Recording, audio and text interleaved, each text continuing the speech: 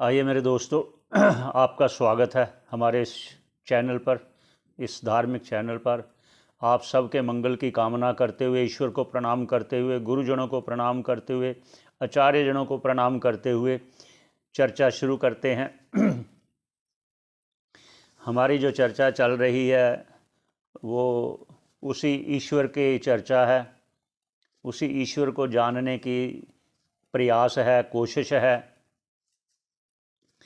आज हमारा चर्चा का विषय है, जो पहले विषय था वो था कि भगवान ने ये दुनिया क्यों बनाई, ये संसार क्यों बनाया, किस लिए बनाया, वो उसकी चर्चा हुई।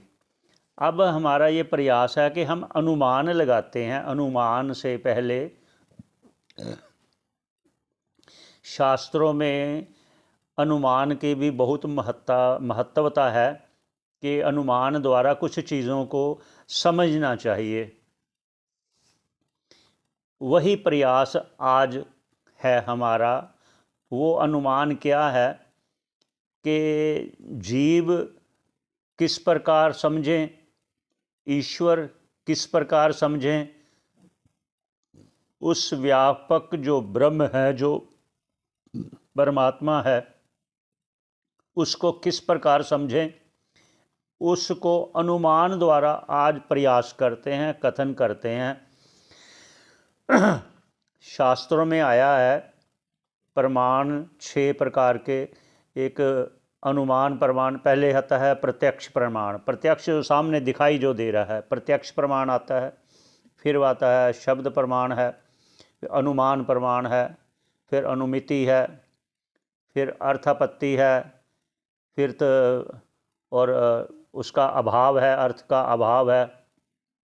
इस प्रकार के 6 प्रमाण कहे गए हैं। आज एक अनुमान प्रमाण के बारे में कथन करते हैं। अनुमान से ही प्रयास करेंगे कि जीव किसे कहेंगे और ईश्वर किसे कहेंगे। आइए शुरू करते हैं, सभी के मंगल की कामना करते हुए। एक आप ये समझिए, ये सारा आकाश जो आप देख रहे हो, पूरा सारा आकाश, सर्वत्र आकाश है जैसे, ये आप समझिए, ये सारा ब्रह्म। उसको नहीं समझना, ये एक अनुमान बता रहे हैं। जो पूरा आकाश आप देख रहे हो, जैसे ये आकाश सर्वत्र व्यापक है, सर्वत्र व्याप्त है, ऐसे ही आप ये अनुमान करें, समझें कि वह परमात्मा, वह ब्रह्म जो है वो सर्वव्यापक है। लेकिन आकाश जड़ है और वो चेतन है, ब्रह्म चेतन है, परमात्मा चेतन है, ज्ञान स्वरूप है, आनंद स्वरूप है। कैसे है वो आगे कथन करेंगे। अभी ये प्रयास करते हैं कि जो आपने ये देखा पूरा आकाश, सर्वत्र जहाँ आकाश है, इसको कहेंगे महाआकाश, महाआकाश।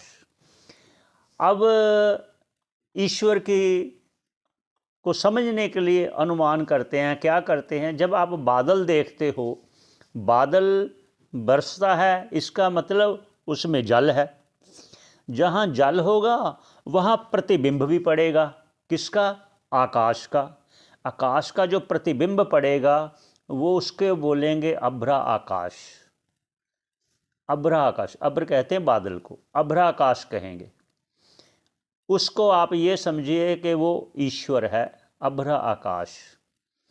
अब आए घटा आकाश, जहाँ एक घड़ा पड़ा है, घड़ा, और उसमें जल है। जिस प्रकार वहाँ बादल में आपने जल का हमने अनुमान किया, तो जल में प्रतिबिंब हुआ तो ईश्वर हुआ।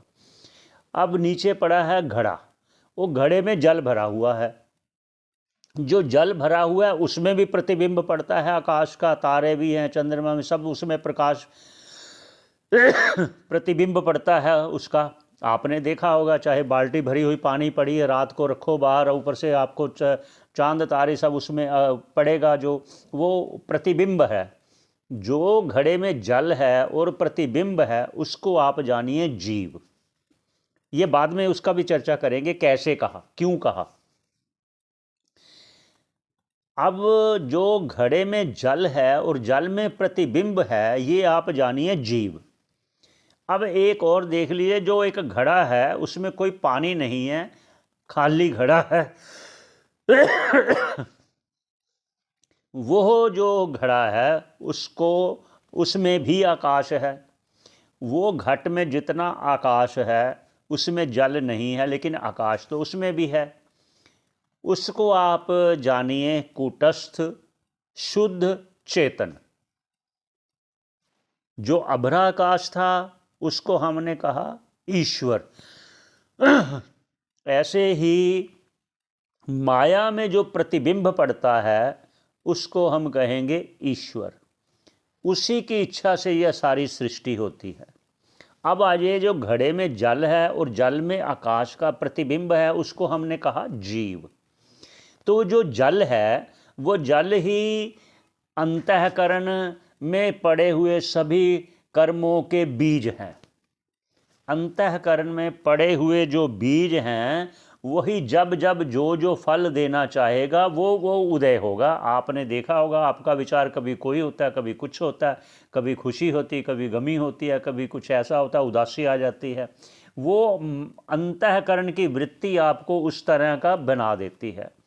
अब ये समझना, जो घड़े में जल है वो अंतःकरण है। अंतःकरण में पड़े हुए सारे वो बीज हैं, वो अपना अपना कर्म करवाते रहेंगे जब तक आपका प्रारब्ध ये रूपी देह मिला हुआ है। अब अब बताया जो घड़ा है खाली है उसमें भी आकाश है, उसको हमने कहा शुद्ध चेतन। अब यहाँ समझने वाली बात है कि जो जीव को जब मोक्ष मिलता है तो उसकी स्थिति ये खाली घड़े की तरह होती है।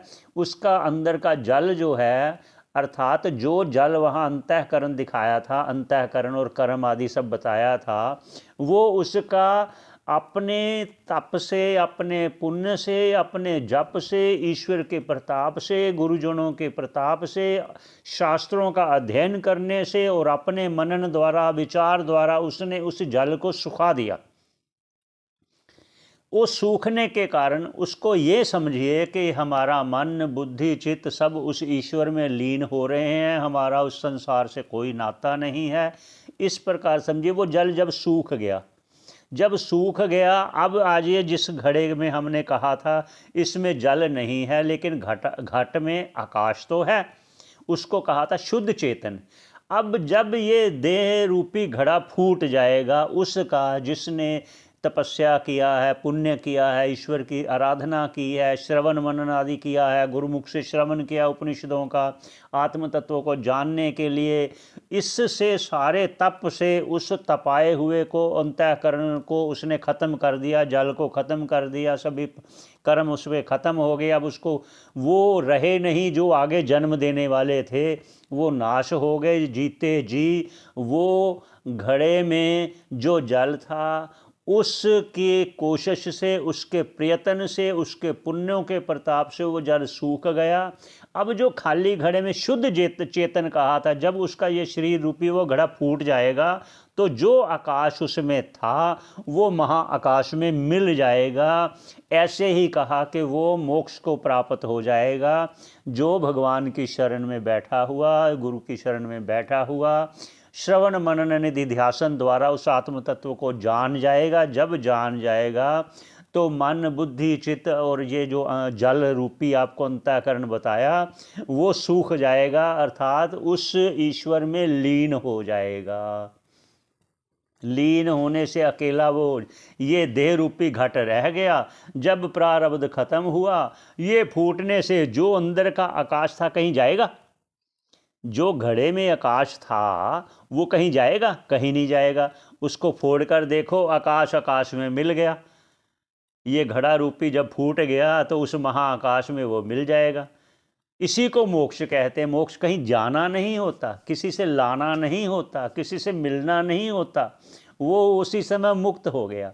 ये है आज प्रयास किया है कि आज अपने श्रोताओं को हम सभी मिलकर उस अनुमान द्वारा प्रयास करें, जिसको हम लगातार कहते आ रहे हैं, कहते आ रहे हैं, कहते आ रहे हैं।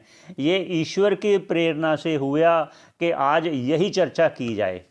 आगे और भी चर्चा करेंगे जो अनुमान प्रमाण आदि है। ये अनुमान प्रमाण से हमने प्रयास किया है, कथन करने का प्रयास किया है।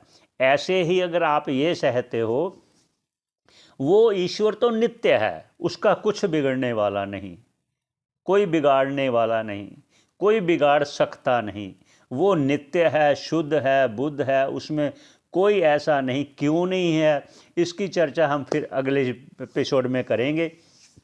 और इसमें क्यों हुआ ऐसा दुख सुख वाला वो भी कहेंगे। थोड़ा सा प्रयास कर देते हैं।